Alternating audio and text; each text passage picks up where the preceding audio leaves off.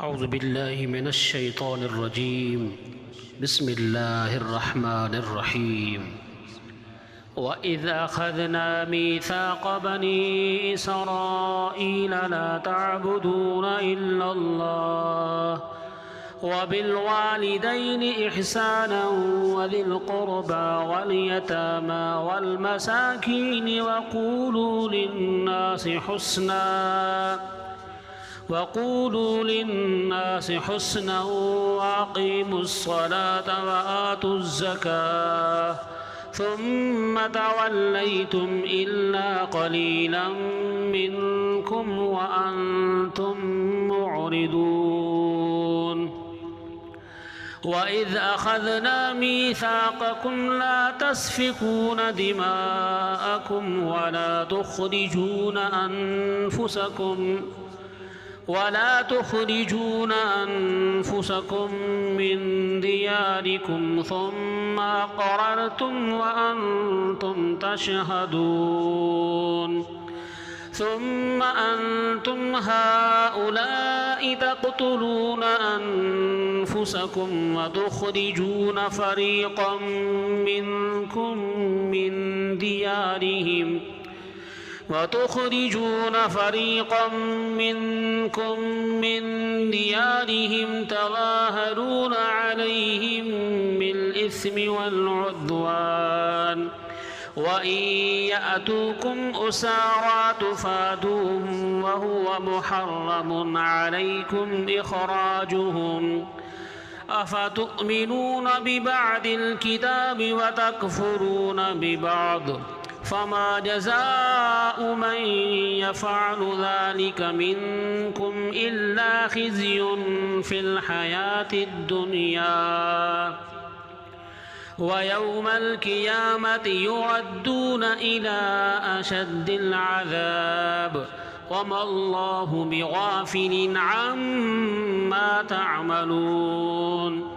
أولئك الذين اشتروا الحياة الدنيا بالآخرة فلا يخفف عنهم العذاب ولا هم ينصرون ولقد آتينا موسى الكتاب وقفينا من بعده بالرسل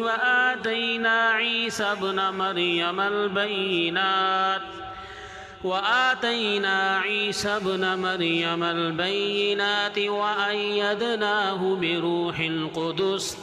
أفكلما جاءكم رسول بما لا تهوى أنفسكم استكبرتم ففريقا كذبتم وفريقا تقتلون وقالوا قلوبنا غلف بل لعنهم الله بكفرهم فقليلا ما يؤمنون ولما جاءهم كتاب من عند الله مصدق لما معهم وكانوا من قبل يستفتحون على الذين كفروا فلما جاءهم ما عرفوا كفروا به فلعنة الله على الكافرين بئس ما اشتروا به أنفسهم أن يكفروا بما أنزل الله بغيا أن ينزل الله من فضله على من يشاء من عباده فباءوا بغضب على غضب وللكافرين عذاب مهين وإذا قيل لهم آمنوا بما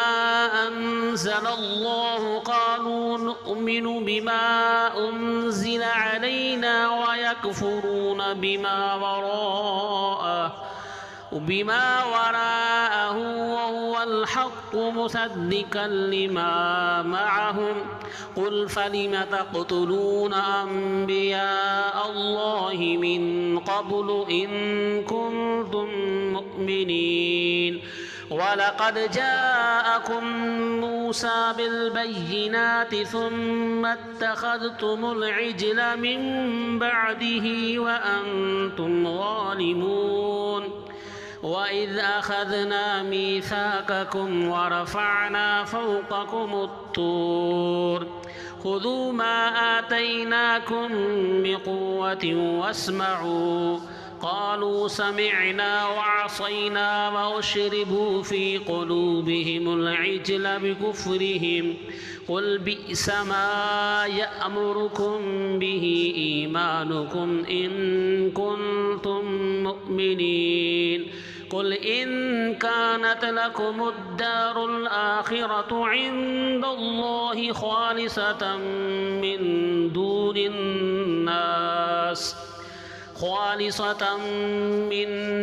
الناس فتمنوا الموت إن كنتم صادقين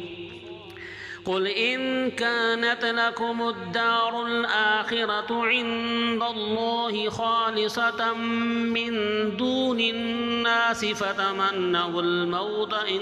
كنتم صادقين ولن يتمنوه أبدا بما قدمت أيديهم والله عليم بالظالمين ولتجدنهم أحرص الناس على حياة ومن الذين أشركوا يود أحدهم لو يعمر 1000 سنة وما هو بمزحزحه من العذاب أن يعمر والله بصير بما يعملون